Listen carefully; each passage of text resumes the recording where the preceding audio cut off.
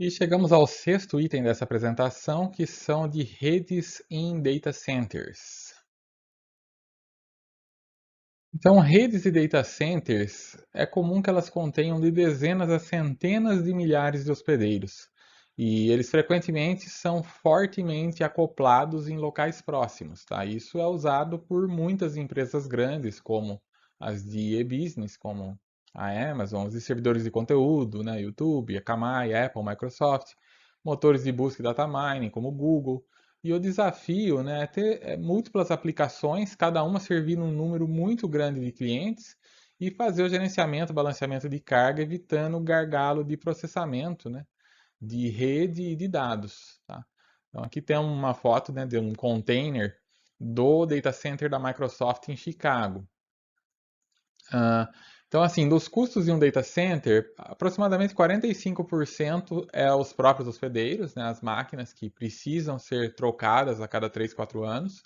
Uns 25% é de infraestrutura, né, transformador, fonte de alimentação, no break, gerador, esse tipo de coisa. Refrigeração também, né, refrigeração é importante. Uns 15% vai para energia elétrica, consumo de energia. E sobra aí ainda uns 15% para equipamentos de rede, switches, roteadores e tudo mais, tá? Balanceadores de carga, enlace externo, custo de tráfego, custo de trânsito, tá?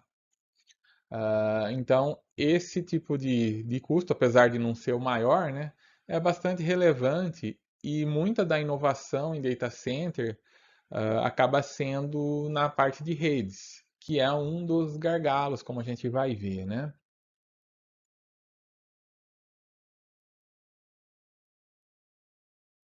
Então, numa rede data center, normalmente a gente tem uma estrutura desse tipo aqui, né? Você tem racks, onde cada rack você tem tipo 20 a 40 lâminas. Lâmina é a máquina, né? O computador que está ali em forma de lâmina que é colocado no rack.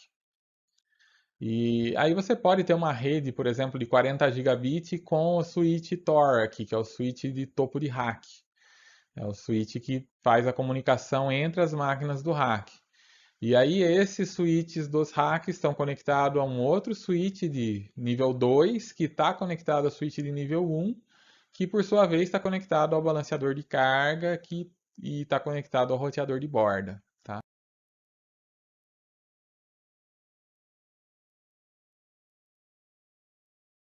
Então, uma tendência atual é ter uma rica interconexão entre comutadores e racks. Né? Você tem uma vazão aumentada entre os racks, múltiplos caminhos de roteamento possíveis, e aí você tem confiabilidade também aumentada via redundância.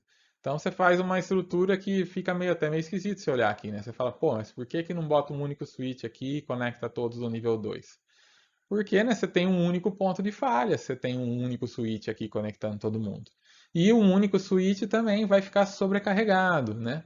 Então você pode fazer essas estruturas não triviais aqui, onde está todo mundo conectado com todo mundo, mas a vantagem disso é que você tem mais caminhos disponíveis aqui de um switch para outro, e com isso você evita, né, o problema de saturar algum deles aqui, né? Você acaba tendo mais vazão aqui através desses múltiplos caminhos. E se um falha, você tem outros, né? Então, assim, uma outra tendência atual de data center é usar container.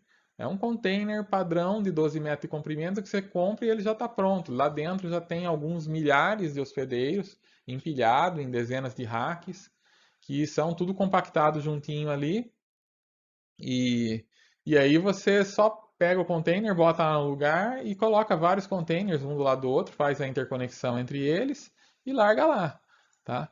E, e assim, quando dá defeito numa máquina, não se conserta, simplesmente o container vai funcionando degradado, né? Cada máquina que vai pifando, ele vai perdendo um pouco de desempenho, porque não compensa muitas vezes arrumar. E aí, a hora que o container já está com um desempenho muito degradado, se descarta esse container e põe outro no lugar. Né? É essa uma das tendências atuais aí em data center. Né? Ninguém mais perde tempo para ir lá ver o defeitinho que está acontecendo em um servidor de um rack específico. Né? Simplesmente parou de funcionar, deixa esse quieto, o balanceador de carga está ciente lá de que aquela máquina não está mais disponível e distribui a carga para as demais. A hora que o negócio já está muito ruim, descarta ele inteiro e coloca outro no lugar. E aí o desafio passa a ser você, né? Se você tem o data center no container, o container é altamente conectado. Mas o problema é conectar os containers, né? E aí, você vai usar um equipamento super caro para fazer essa rede de interconexão? Ou vai usar um monte de equipamentos commodities redundantes ali, fazer várias conexões e tentar suprir dessa forma, né? Tentar fazer com que eles tenham vários caminhos de comunicação entre eles. Então, os grandes data centers aí, as grandes empresas estão fazendo testes o tempo todo, procurando formas de economizar nesse sentido, né? De criar redes altamente conectadas para ter redundância, né? Evitar que o serviço fique fora do ar. Muitas vezes colocar data centers em locais próximos, colocar zonas de confiança ali onde você faz a transferência de dados de um para o outro, para o caso de se um parar, o outro redundante já consegue ser ativado. Enfim, tem muitas tendências na tentativa de otimizar, né, o uso aí dos computadores nos data centers. E a parte de redes é uma parte muito importante, tem uma importância muito grande, né? Tem um papel importante nessa questão da otimização, porque o gargalo acaba muitas vezes sendo no nos switches aqui, né, na interconexão do nível mais alto aqui dos switches, né? Então, se esse switch aqui está dando conta tranquilo do tráfego de um de um grupo aqui de hospedeiros, né? Mas na medida que eles começam a conversar uns com os outros aqui, você tem o tráfego externo e mais o interno, isso se torna um desafio, né? Acaba saturando aqui os comutadores dos níveis mais altos. E aí a gente tem, então, essas tentativas de soluções para eliminar, né, para minimizar esse tipo de problema aí que ocorre nos data centers.